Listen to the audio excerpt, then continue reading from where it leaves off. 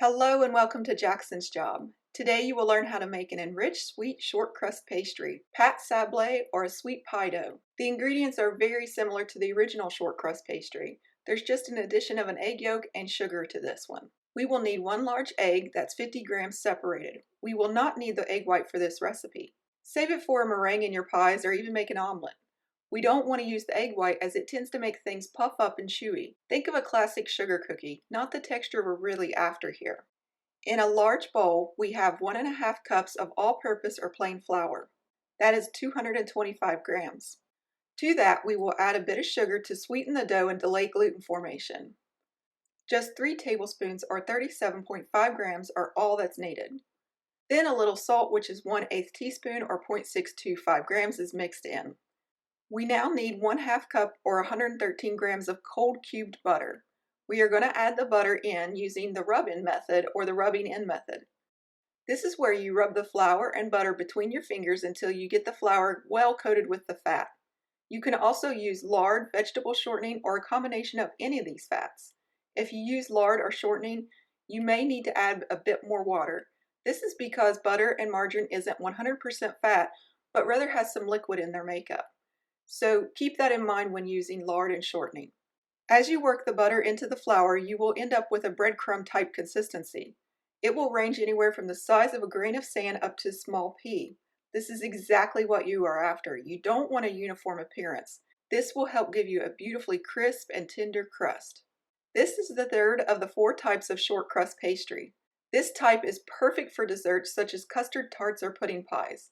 The sweetness really plays off those flavors in your pie.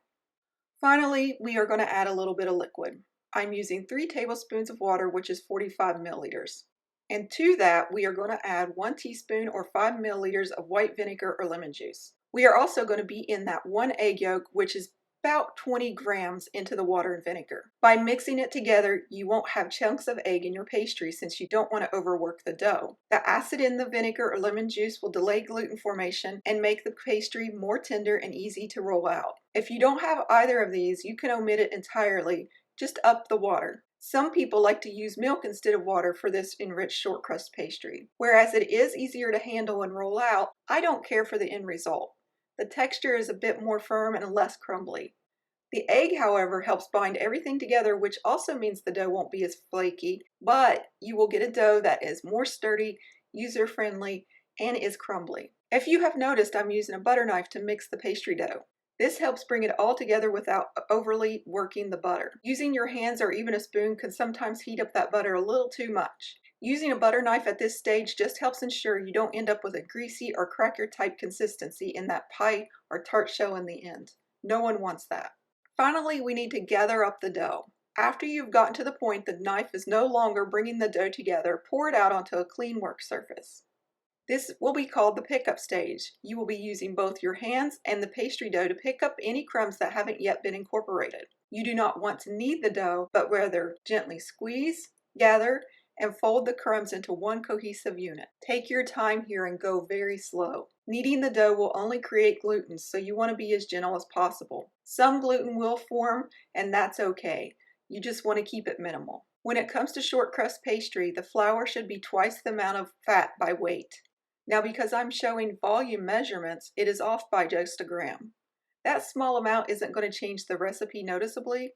However, if you're using a scale, go ahead and make that 226 grams of flour to be precise.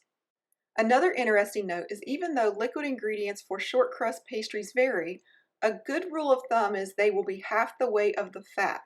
So that's about 56 grams.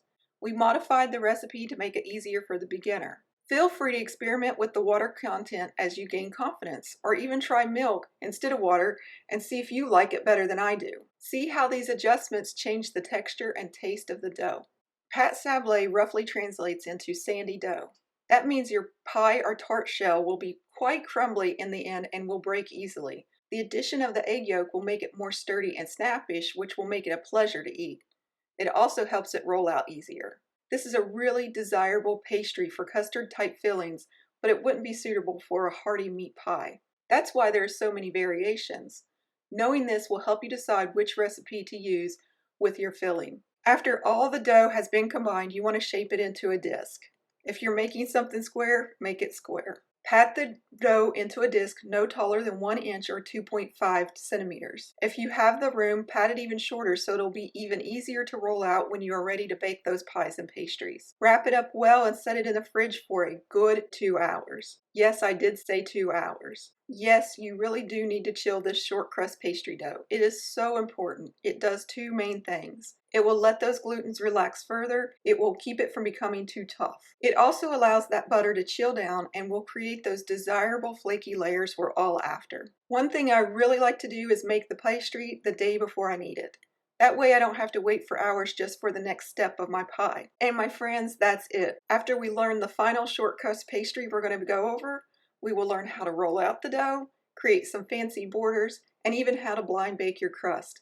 That will mean no soggy bottoms to your pies, but rather crispy, buttery, and flaky delight. Stick with me if you've gone this far because you're going to love the next one coming up, Pâte sucrée. It's even easier to make than the first three. I hope you enjoyed this recipe. Thank you for watching, and as always, happy baking.